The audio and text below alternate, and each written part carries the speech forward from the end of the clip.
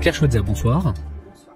Merci d'être avec nous, membre de la France Insoumise, conseillère régionale des Pays de la Loire dans l'opposition, conseillère municipale et d'agglomération à Angers, également dans l'opposition. Alors abordons tout de suite cette polémique dans laquelle se débat le parti de Jean-Luc Mélenchon depuis la reprise du conflit israélo-palestinien ce week-end. Polémique créée tout d'abord avec un premier communiqué qui parle d'une, je cite, offensive armée de forces palestiniennes menée par le Hamas. Ces prises de position de la part de certains membres de LFI, de Jean-Luc Mélenchon lui-même, ont amené une partie de vos alliés de gauche dans la NUPES à demander des prises de position claires. Claire Schweitzer, est-ce que vous assumez, vous, ces propos tenus par certains pontes de la France Insoumise ?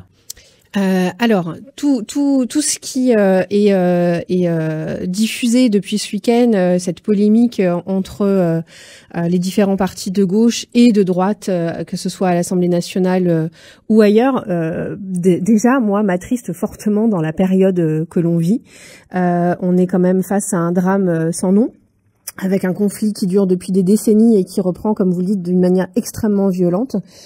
Donc c'est heureusement que certains médias nous tiennent informés de ce qui se passe au plus près du terrain et de voir la réalité de ce qui se passe sur ce territoire qui est là dans un bain de sang.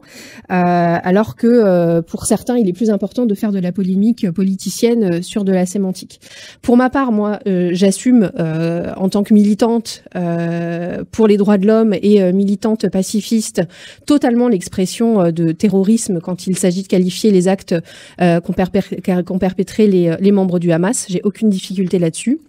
Alors peut-être que notre attention à l'ensemble des victimes a pu paraître maladroit, mais c'est aussi notre ADN, hein, c'est de se prémunir justement de toute différence entre les victimes. Alors oui, l'attaque est partie du Hamas. On a très bien vu aussi très très rapidement que le gouvernement de Benyamin Netanyahou allait répliquer, et on savait que la réplique serait sanglante.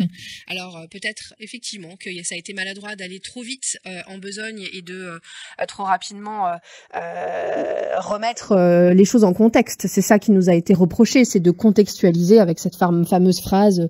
Est-ce que contextualiser, c'est expliquer? Est-ce que c'est forcément excuser et pardonner? Moi, je ne pense pas. Je pense que c'est nécessaire, surtout dans un monde qui est d'une complexité de plus en plus forte, avec un conflit qui est d'une complexité qui dépasse l'entendement, de remettre les choses en contexte. Peut-être que c'était maladroit de le faire à ce moment-là.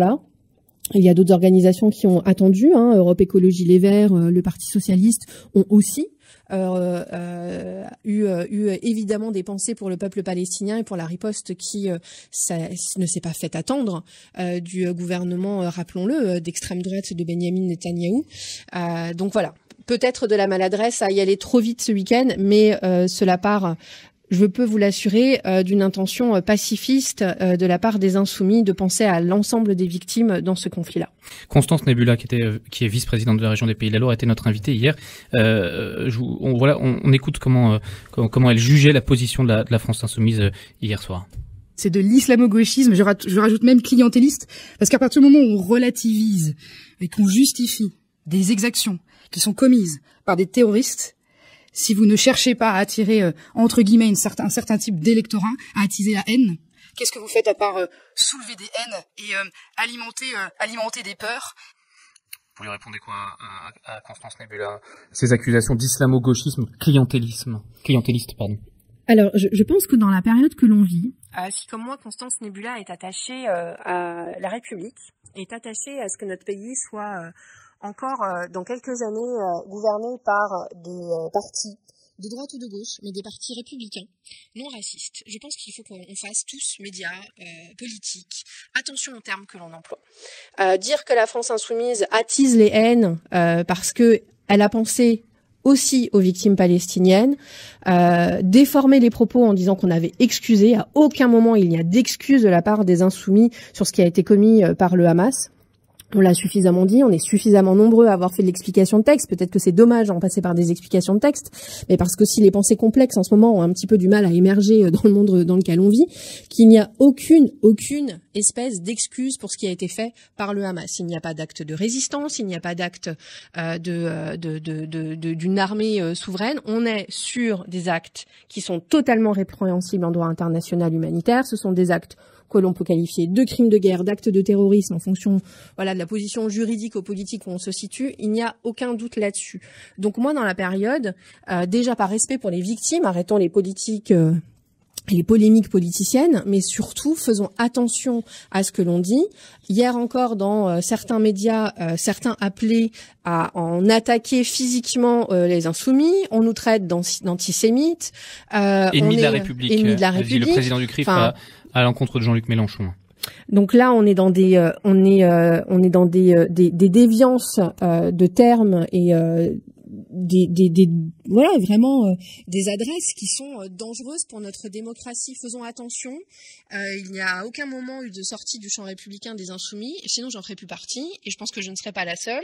Ça remet pas en cause votre engagement à la France Insoumise? Non, ça remet pas en cause parce que je connais mon programme, je connais mes camarades, je connais ce qui nous lie. Ce qui nous lie, c'est le pacifisme. On est quand même les seuls à avoir réclamé à l'Assemblée nationale qu'on parle de paix. Enfin, est-ce que c'est être islamo-gauchiste que de parler de paix au Proche-Orient et en particulier sur le conflit israélo-palestinien? Enfin, là, on marche à l'envers, mais on préfère, a priori, aller dans des manifestations et pour certains dirigeants tomber dans les bras de Jordan Bardella ou j'en passe, autres députés d'extrême droite. Là, Marine Le Pen parle de « on ne fera pas l'union nationale avec la France insoumise ». Ça veut dire quoi? Ça veut dire que Renaissance veut faire l'union nationale avec Marine Le Pen? Est-ce qu'on en est là? Donc là, le moment en plus nous met vraiment en pleine figure une certaine déliquescence là de nos partis et de nos institutions publiques. Je pense que on peut se parler calmement, on peut avoir des débats sémantiques et des caractérisations de façon calme et posée. À partir du moment où on se respecte, que oui, il n'y a pas de difficulté pour nous, ce sont des actes de terrorisme, nous les condamnons, mais nous remettons aussi a posteriori en contexte, et on sait très bien que le conflit israélo-palestinien, c'est loin d'être manichéen, c'est loin d'être simple, et effectivement, il faut avoir une pensée pour toutes les victimes. Je cite votre collègue Louis Boyard, qui disait « Trop longtemps que la France ferme les yeux sur la colonisation et les exactions en Palestine, trop longtemps que la France renvoie dos à dos la violence de l'État israélien et celle de groupes armés palestiniens. Pour vous, quelle solution possible pour la résolution de ce conflit? Alors, vous voulez me décerner le prix Nobel de la paix parce que j'aurais trouvé la solution à un conflit qui dure depuis des dizaines d'années.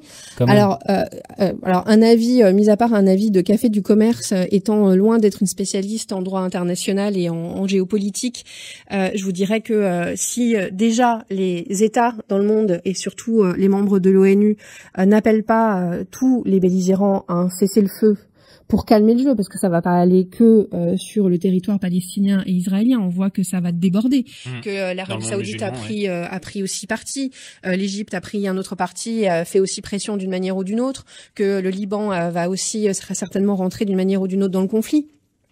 Donc notre responsabilité internationale, autant que faire se peut, c'est d'appeler déjà à la paix, au cessez-le-feu, chose que le gouvernement français, à l'heure actuelle, ne fait pas. Certains diront qu'il est difficile et presque impossible maintenant d'aboutir à une solution qui a longtemps été espérée, qui est celle des deux États.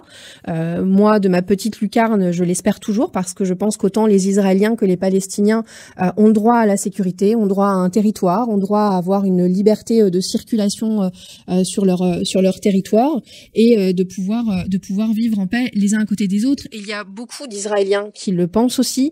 On a vu tous les mouvements pour la démocratie et pour la paix avant l'attaque du Hamas quand même se développer de plus en plus face à la politique qui est une politique extrémiste et raciste de Benjamin Netanyahou. On a encore vu son ministre de la Défense dire que les Palestiniens étaient des animaux qu'il fallait abattre. Donc on sait que le peuple israélien est pour la paix, en tout cas en grande partie, et que les Palestiniens eux aussi veulent vivre en paix avec leurs voisins.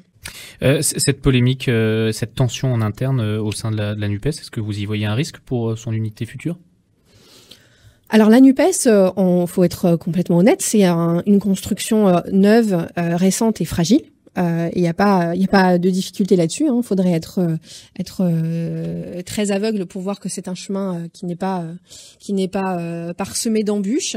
Je pense qu'on aurait pu effectivement faire un peu autrement lors de nos prises de parole respectives au sein de la NUPES et peut-être d'accorder un peu plus nos communications pour la préserver. Moi, pour ma part, la NUPES, c'est une unité et une coalition qu'il faut préserver. C'est la solution pour que en 2027 on arrive arrive enfin à avoir une candidature unique à gauche qui nous permette d'aller au second tour, car moi, l'une de mes obsessions, c'est de combattre, et depuis que je fais de la politique, c'est de combattre Marine Le Pen et ses sbires et de les empêcher d'arriver au pouvoir dans notre pays. Et je pense que la NUPES en est une des possibilités et qu'il faut la chérir. Et l'union, c'est difficile, mais c'est un travail de tous les jours. Claire Schweitzer, élue insoumise angevine, conseillère régionale, conseillère municipale et d'agglomération à Angers. Merci d'avoir répondu à nos questions. Merci à vous.